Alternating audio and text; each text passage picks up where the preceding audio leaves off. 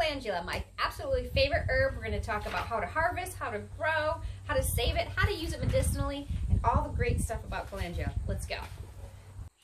Hey guys, all right, so let's get into our talk about calendula, which I used to call calendula. So you do you, but I call it calendula now. So let's talk about it. So first we need to figure out where to start, right? So you need to purchase your seeds, or if you're able to get somebody to give you some, that is awesome. I'm also going to talk about seed saving and how easy it is later on, though, in the video. But first you need to go ahead and buy them. I bought them at other places. This one happens to be a pack from 𝗂𝗲 Standard that I just like to have everything on hand. Make sure that you are buying the Calendula officinalis, which is its fancy Latin name. It is part of the daisy family as well, just so you're aware. So we like to get the seeds going, right? I choose to plant them on my porch in these big pots here. You can plant them in the ground, in your garden, where any of the other veggies are as well. I like to put in these pots up here on my porch, because when I look out my window, in my door, I can see them, and it reminds me that I need to come and go ahead and collect these beautiful things. Because I will tend to forget or distracted. I can't be the only one, right? You're going to tell me you're along with me, right? So I like to plant them here. I like to make sure that they are watered. You just throw them in some soil. The soil is only up to here for these guys right here. Throw them into soil, work them in, and with all seeds, you need to keep them moist until they start to germinate. And then I plant them about then I water them about once a week or so, depending on how the weather's going. I do notice that planting them in pots or in a raised bed, things seem to dry out quicker. So I will just, grab some water and throw them on it as well. It keeps them going. Great thing about these is that they will grow really into some really pretty cool months. Like for up here in northern Michigan, the snow might be flying, and I'm able to still come out here and harvest a few more flowers, which is great. And you don't need too many seeds, depending on what you're going to use these application for the calendula for, how many seeds you're going to need. So you may not need 3 of these pots, you may need only 1, and just put a whole bunch in there. They seem to grow tall, and you can just keep picking their heads, which brings me to the thing. They are called a cut and come again flower. So you want to continually come in and pinch off the head like this, and this is how I save it. And then it will keep telling it to keep going, to give you more and more and more and more, which is great. And they are really easy to save as well and to dry out. So you want to pick them, you want to come and cut them. I just pinch them off like you just saw. You want to pinch them off like after the morning dew has come off, but before the super sun is out. And the sun is out right now.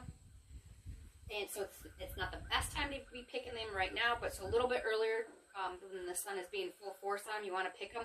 Because when you pick them, it'll be really sticky. That's because of the properties of the plant and everything like that has gone up into the flower. So you want to capture that at that right time and go ahead and then start to use it for how you want to use it.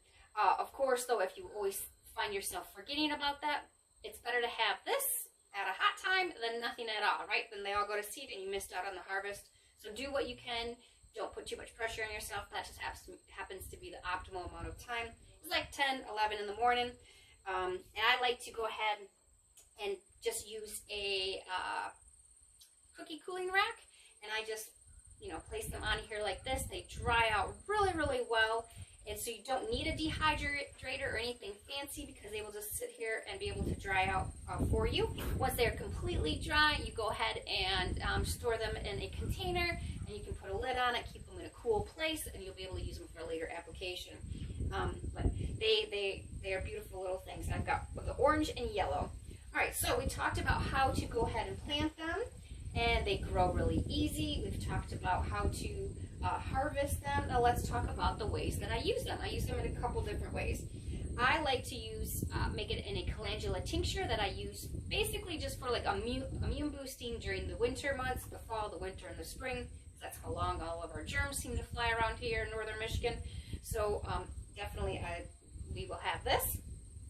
We'll make it a tincture, and I make tinctures by using the folk method, which is basically collecting. You can use them dry or you use them fresh. I tend to use them fresh because I have them right now. But if you need to purchase them online, you can use them dry and do the same thing. You just fill up your glass jar, however amount of space that you want to go ahead and you know, how many flowers you have. And I just simply throw them all in, and then I just pour vodka over it so it covers it, and I let it sit for 6 weeks. I strain it, and then I put it into these amber colored droppers right here, and to keep the sunlight out so the sunlight is not pulling away any of the, or deteriorating any of the good properties that calendula has. So you just need some flowers, a glass jar, and some vodka, and you have yourself a party. I mean, you have yourself a tincture. So there you go. Tinctures are good. I have down below, you'll be able to print this out, but I'll just read it to you. Tinctures are good for inflammatory gastric problems, antifungal, wound healer, thrush, candida yeast, athlete's foot, and they're edible as well. So, but like I just basically use it for immune boosting, and just take a dropper full a day or something like that. I also like to make a salve out of it, which is where you infuse an oil, and then you mix the oil with some beeswax, and it'll make a salve like this. And mine happens to be like a greenish color because it is, I use olive oil, and that's kind of green, right? And that one is great for wounds. It's great for, you know, the kids get cut, just go tell them to put it on it, use it externally. It's good for wounds, rashes, sunburns, eczema, acne, stings, burns, scrapes, chickenpox, and cold sores. I read that fast, but you'll be able to print this one-page handout down below. I have a bunch of these type of different things that are part of my introduction to herbs. And I talk about how to make all the salves, the tinctures, and everything like that. This year I'm also going to be trying to make a anti-aging face cream with it, which will be, I think it's coconut oil, infused calendula oil, and probably a little bit of beeswax. And so I'm gonna be trying that one, and I'm excited to try something new with one of these beautiful things. Okay, so we've talked about that now. So now the next thing we need to talk about is seed saving. I picked one today. And normally you would not want to pick it, but I wanted to show you what it looks like now. And I have the UPS driver here, so we're going to pause this video. I'm going to grab whatever the heck he brought, and I'll be right back. All right, we're back. UPS was dropping off an Amazon package. Yes, I do that. I ordered some jump ropes for the kids, because what a great activity we could do.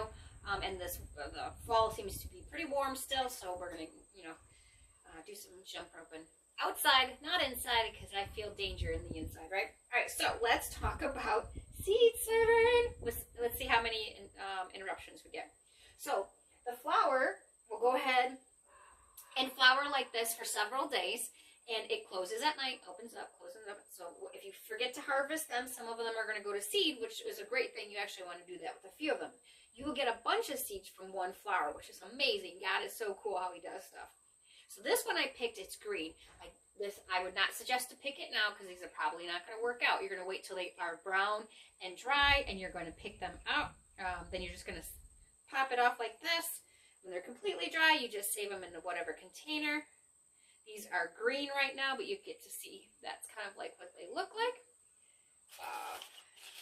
And these are like what they look like when you get them from the pack, or if you save them yourself. They're big seeds, which is great. To be able to go ahead and just get them in the ground. I kind of like the bigger seeds. They're not just the surface sowing little tiny seeds, so those are great. You'll get a bunch of seeds from each of these heads. Make sure these are brown and completely dried out before you decide to take them, because they need to go through the whole process of how all that seed saving thing works and how God has designed it. Just let it dry and then keep them. So what I like to do is actually I will leave the whole plant just dry out and die out right here, because the life cycle is done. Our weather gets super cold. I'll leave these here in the corner of the porch, and in the springtime I will just simply pop off the heads and work it into the soil, and maybe remove some of the dead debris, depending on you know, if I was able to crumple it up and mix it into the soil or not.